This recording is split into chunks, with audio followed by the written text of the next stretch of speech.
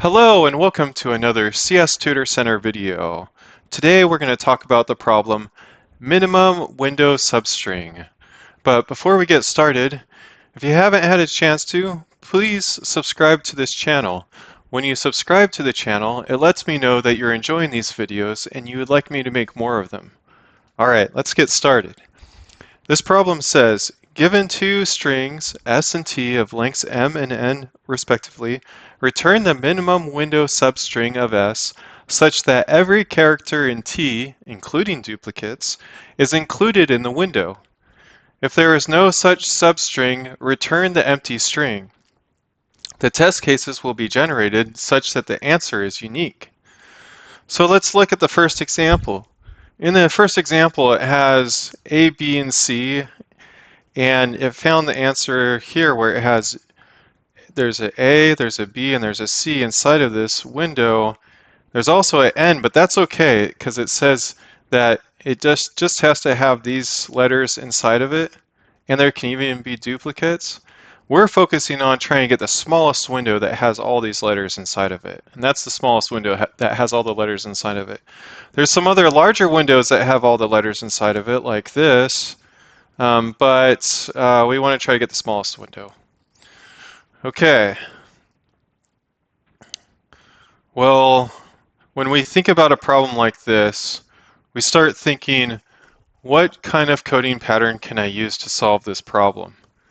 And this kind of problem, what we want to do is we want to think about, first we think about the big O time complexity that we can solve this problem in. Can we do any faster than linear? The answer is no, we can't. We can't do any faster than linear because, excuse me, because we have to look at all the characters inside of this array. Let me show why. Let's pretend we haven't looked at the characters inside of the array yet, and I'll just make a smaller array. Then I'll represent question marks. Would you be able to tell me what substring in here has all the characters of this? No, you couldn't because you don't know what's behind those question marks. So we have to, at minimum, reveal all the characters behind these question marks.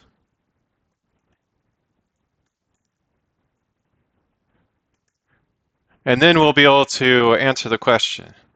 So if you give me some string and it's of size, it's a string that has n characters in it. And if I have to go over all those n characters, then the best I can do is linear. And so we want to think about different kinds of coding patterns that we could use to solve this in linear time now. Well, this string here, if we were to form a window and slide it across this, we would be able to use the sliding window. We also know from this list here, different sliding window problems we can solve. Different problems. I made a list here of all these different kinds of problems where you can use a sliding window to solve them. And so this problem we're working on is like a subarray, finding the minimum subarray. Okay. All right, well, let's go look at the constraints. So the constraints says that m equals s dot length, n equals t dot length, m and n is between these values 1 to 10 to the 5 inclusive, and then s and t consists of uppercase and lowercase English letters. Okay, if they consist of uppercase and lowercase English letters, then instead of a hash map, we can use an array because now we know how big our array is going to be. And I'll talk about how big that will be when I show the ASCII character map in a second. So the sliding window looks like a good, it's definitely a good pattern to use to solve this. So we'll go ahead and use the sliding window to solve this problem. So let me pull over my whiteboard.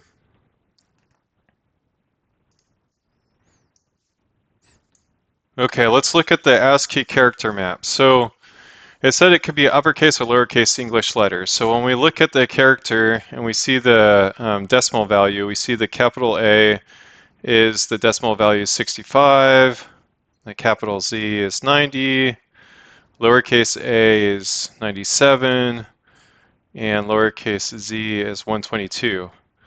So we could, there's two things we could do. We see this whole ASCII map. We could have an array that is of size 128 and then just use that, that character decimal value directly in it.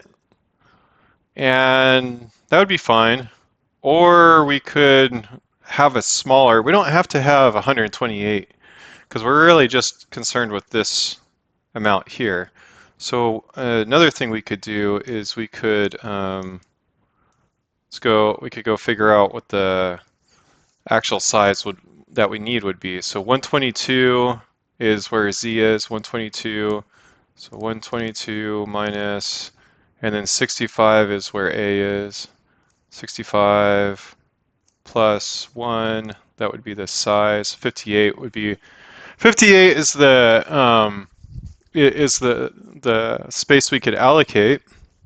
So if we allocate, we could allocate 58, and so then Z would be, you know, our lowercase z would be at location 57, and our capital would be at location 0. That's because we could go like this. We could, whenever we read something, let's say we just read C, and then we would just subtract off the A from that. So if we go look at C, that's 67 subtracted off of 65, that would be 2. So location 2 for C. And then if we read a Z, we subtract off the capital A. And then that would be 122 minus 65. I'll just do it over here real quick. And then this would be our index 57, so which is this right here. So that's what we'll go ahead and do. All right. Let me delete that. All right, so we're going to start our window out here at this location. Actually, before we even start doing the window problem, let's build this frequency count. So we're going to keep track of the count of each of these letters. So we're going to read this, and let's see, we called this T. That's what they called it in the problem. T. So come over here. This is T. Okay, so for T, so we read out that A. So we read the A, subtract off the A to convert it to our index, location 0. So we increment 1. Now that was a 0, and we increment it to 1, right? So then we'll do the next one. We'll read the B. So we read B and subtract off the A. That's location 1. So we go to this index, and then we increment. And then we read the C, subtract off the A. It's location 2. So we increment. Okay, so now we have this established. So we did this part in linear time. That was O of n. Actually, that was O of t, where t is the length of this. And then now we're going to do another loop to go over this, which will be our O of n. And since those two loops are outside of each other, our overall time complexity is going to be over O of n. So our window start is at 0, our window end is at 0. We have an A that's in the window. So we read the A, subtract off the A, we get 0, so decrement this. Now, since that just went down to a 0, that means we found all of the A's. We only have one A inside this string, but if we had more A's, then that's when you'd see that it's necessary to know that we captured them all, right? So in our case, we just have one. So we decrement that one to a 0. And whenever we hit a 0 after decrementing, we know we matched all of one character, which is we matched all of the A's inside this window. So we're going to increment our matched to reflect that. And then we're going to increase this window. There's no D in here. We loop again, increase the window. There's no O. Loop again, increase the window. You see a B. B minus A is 1. We go decrement. That became a 0. So because it became a 0, we increment our matched. So far we have matched all of two types of characters that are inside of this string, both the A and the B. Okay, and then we increment. There's no E in our string. We increment. C entered the window, so we say C minus A, which is 2. We go decrement. We go increment our matched. Okay, so now we have a scenario where we have matched equals 3, which is the same as our unique count. I'm going to write the unique letters. So we have 3 unique letters in this string. So our matched equals our unique letters. And since our matched equals our unique letters, now we have a window size. So we need to keep track of the start and the end. So the start is at location 0, and our end is at 5, location 5. So that is the smallest window so far that we have found that has all these letters in it. So next, what we'll do is we're going to try to shrink this window. We're going to say as long as the matched equals the letters, then we'll shrink it. So let's go ahead and shrink.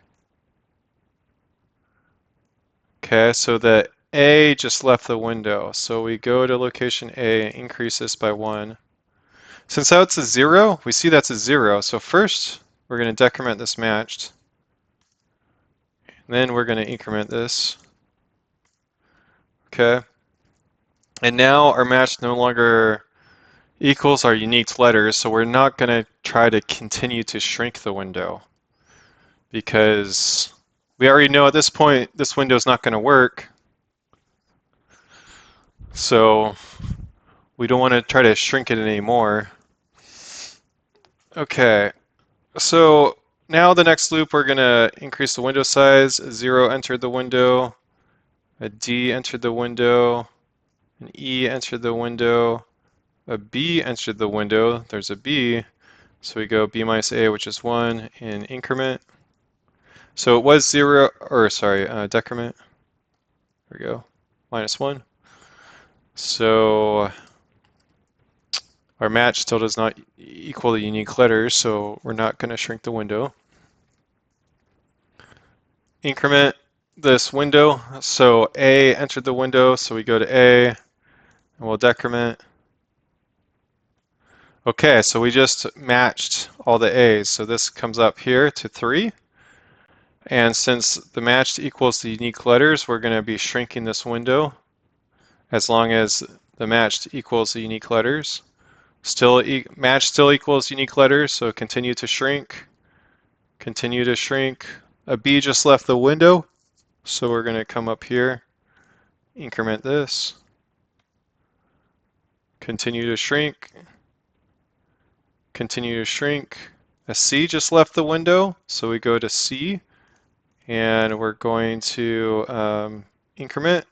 So that was a 0, so this matched goes down by 1. So now the match no longer equals the unique letters, so we're not going to shrink the window anymore. We increase the window. Okay, N entered the window. We increase the window. a C entered the window. So we go to location 2, we decrement.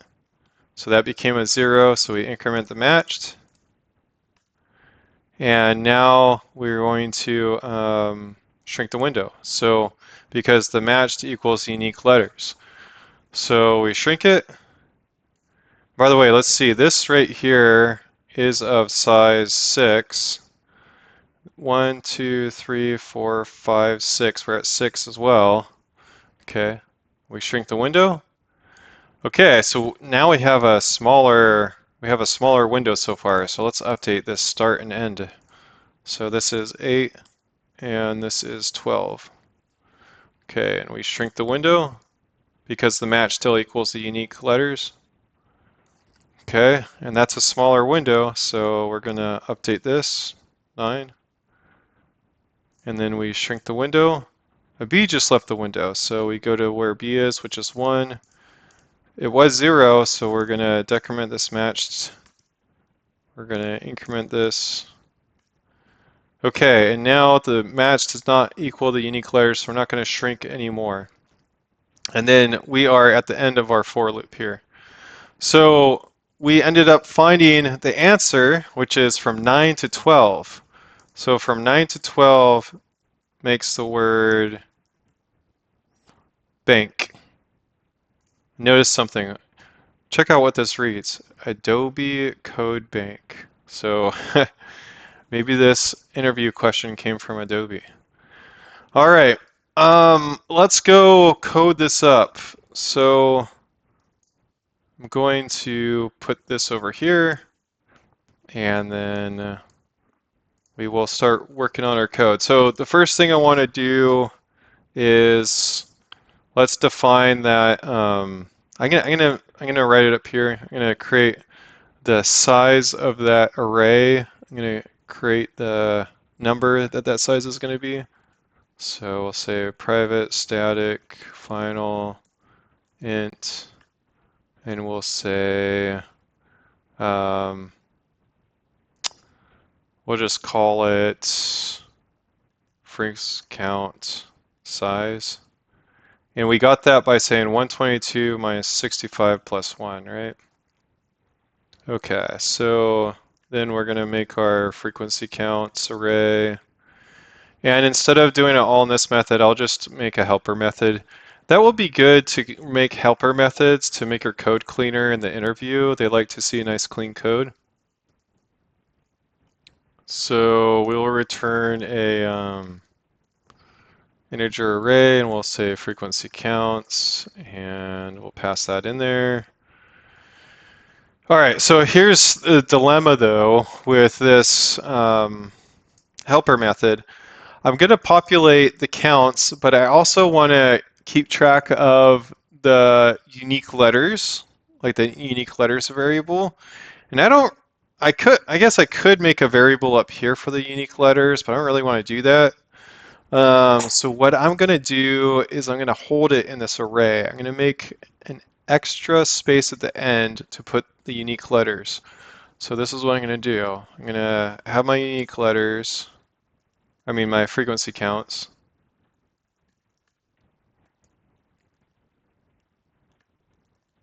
And usually I would just, that's all we need for the frequency counts. But if I add one more spot, then I can put my unique letter count at the end of this array.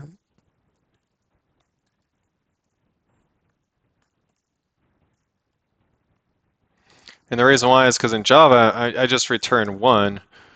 In Python, you can return both of them. I guess you don't have to do this.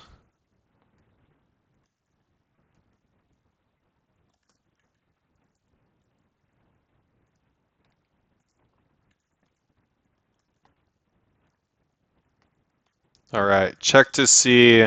So we'll get that letter from RT, convert it to the index of where it goes in this array, check to see if it's 0. If it is 0, I just saw we will have just seen a unique letter that we saw for the first time. So we're going to increment that at this location at the end of the array, put it right at the end.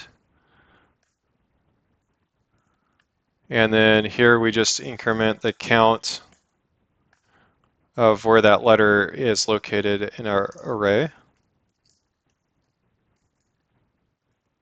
And then we return the frequency count. So now they're all up here. All right, so then we need to keep track of the start index that we want in the end of all this, and then the end index, which we could do integer dot max value -1. This is just going to be one that it doesn't work right initially. So if we come down here, like we're 10 to the 5, right? So, or you know what else I could do instead of doing that is I could just say this, like s dot length. That would be fine. This index is actually going to be the inclusive index, but what I want to do is I want to set something that we can't get, because then later on when I do my max check or my min check, then I can just have like one check to say, is this window smaller? Is the current window I'm looking at smaller than the one that I currently have? And I want this to get overridden the first time, no matter what. So no matter what. So I'm going to make one that's bigger than we can possibly have. That'll make more sense when I get to that part of the code. So if that didn't make sense, just hold tight.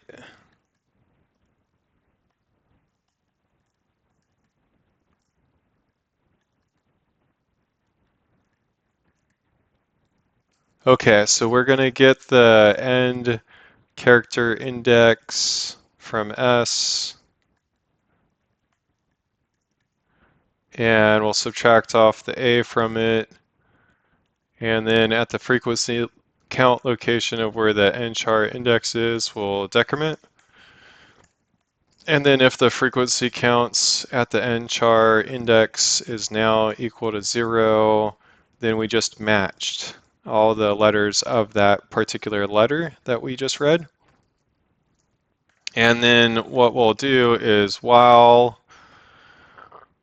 as long as we are matched equals the number of unique letters, and we have like a window that works. And so I'm going to put it in a loop because I want to try to find the smallest window. So I'm going to say that this here. So remember the end of our array here represents, that's where I stored the unique letters. So as long as the matched equals the unique letters, then do the following. Check to see if the end index minus the start index plus 1, that's the window size, of this. So now you get to see why I did this. So I'm going to see if the window size here, if that is bigger than the current window size that we're looking at, then I'm going to update this start index with our current window start and our end index with our current window end. Okay, and I'm going to shrink the window.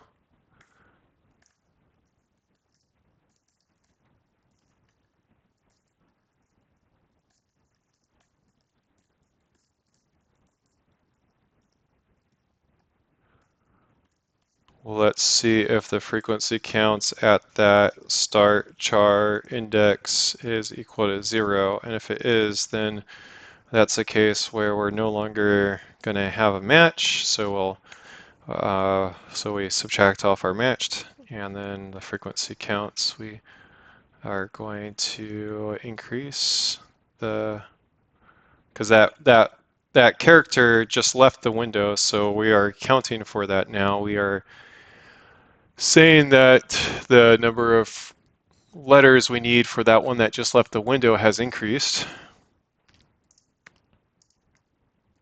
Okay, and then after this whole loop, we will check to see if we ever did this ever get updated. That's what we're going to check. So if it equals s.length, it never did get updated. So if that's the case, then we'll return an empty string. Otherwise, we'll create a substring from window, or not window, start index to end index plus 1. Because this is inclusive, and this last parameter here for the substring is exclusive, so we need to add 1 to it. And run that. And then we'll submit it.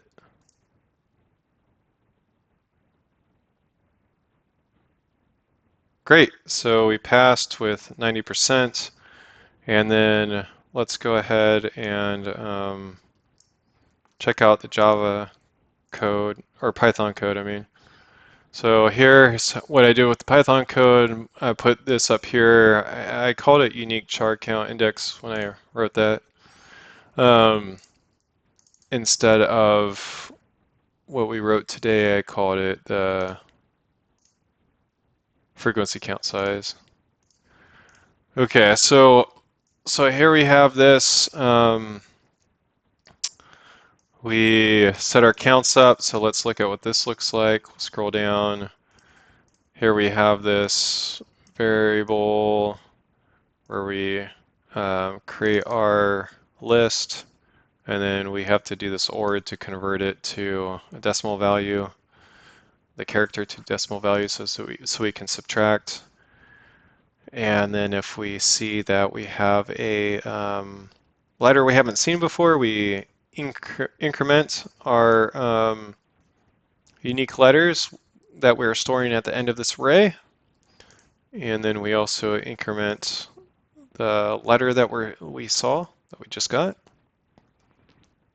And then we go through here and we have the loop for our window. And we get that character index, and we subtract off 1 from it, and if that made it be a 0, then we just matched all the letters of that particular letter that we needed. And now, as long as the matched equals the unique letters, that's the scenario where we have a valid window. So we're going to update our window size if the one we're currently looking at is smaller than the ones we've seen in the past. And then we're gonna shrink the window to try to find a smaller one. So we shrink the window, and when we come back up here, if that window is still valid, then we'll go back in and update the window size and try another one. If it's not valid, then we'll stop the loop and we come back up here, and the window end increases by 1, and we repeat. Okay, and then if we have a scenario where we found a window, then we pass back the substring of that window. Otherwise, we pass back an empty string. So we'll run this, and it passed. 93, beat 93%. Okay, excellent. Well, if you like this video, please go ahead and subscribe to the channel to let me know that. And then when I see the subscription count increase, that tells me that I should keep on making these videos. So have a good day, and I'll talk to you later.